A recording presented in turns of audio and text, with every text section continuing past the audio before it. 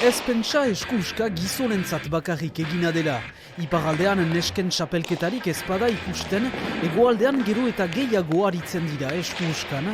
Duela 3 urte, emazte pilotari profesionalen lehen elkartea sortu zen Ados Pilota izenekoa.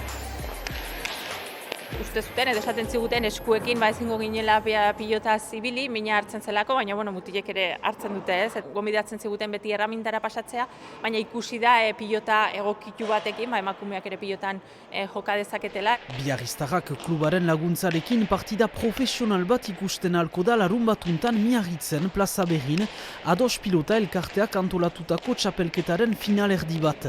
Nesken eskuskaren promozioa egiteko aukera paregabea, jakinez pilotaren frantses federakuntzak ez dituela emazteak eskuskan aritzen uzten 14 urte pasa eta.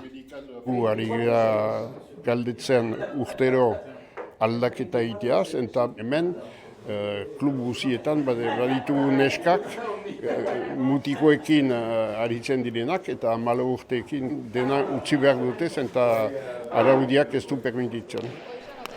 Iturriaga Orbegozo, Barrokal eta Agirreren kontra partida Miarritzeko plaza berri eskerparetan larun batuntan arratsaldeko 6 erditan.